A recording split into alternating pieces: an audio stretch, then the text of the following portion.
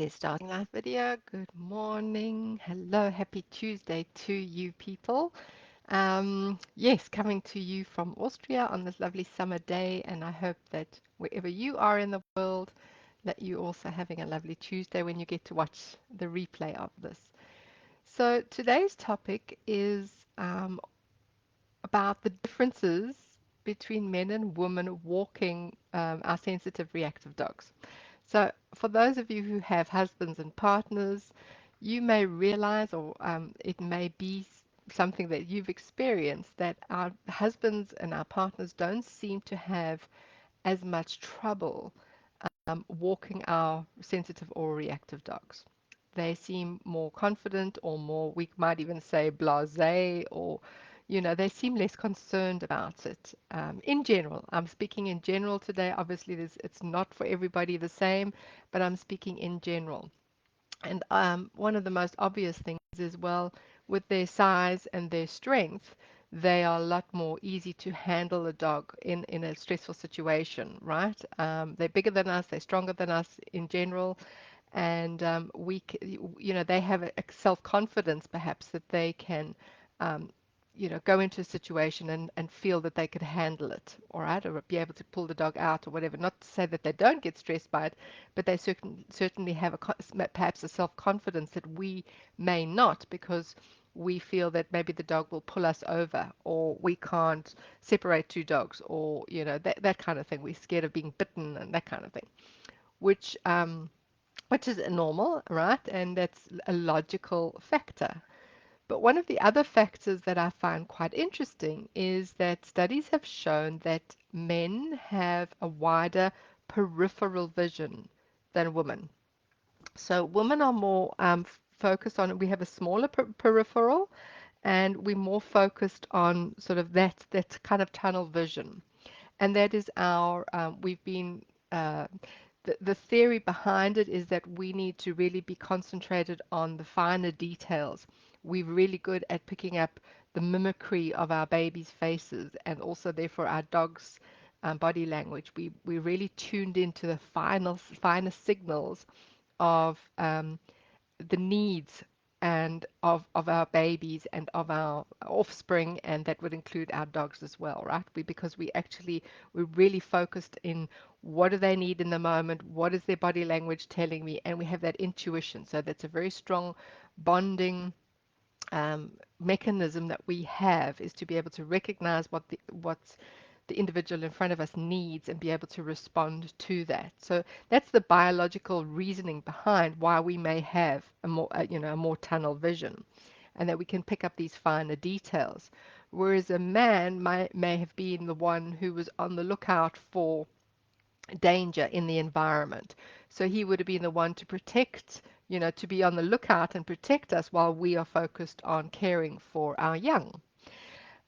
So they have literally, I can't remember if it's cones or whatever they call them in the eyes, but they have more than us, so they can actually see wider. They have this peripheral vision.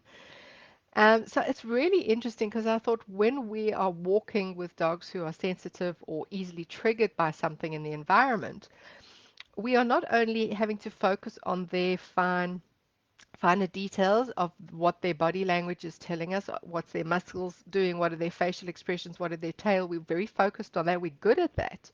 But we now also have to put our heads up and turn around and start looking peripherally for what may be in the environment. And when we think about this, this is actually for our brain, it is a lot of extra cognitive ability that we have to use in those moments.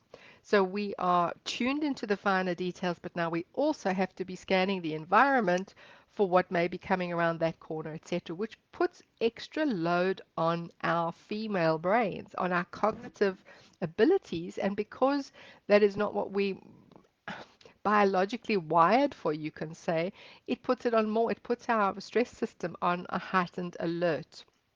So we are more stressed in that moment because we're having this extra cognitive overload that we don't naturally have.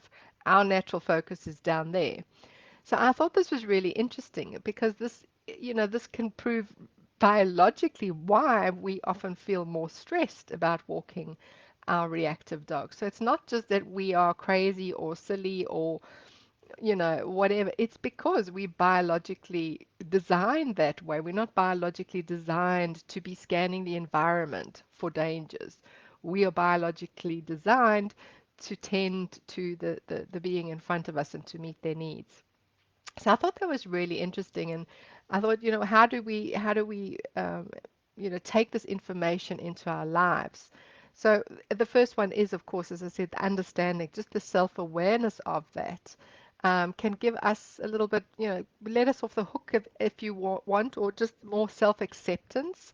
That we're not, because sometimes our husbands or our partners might say, oh, well, you're overreacting or you over dramatizing or whatever, but it really is. It's an extra stress load on us to have to perform those functions.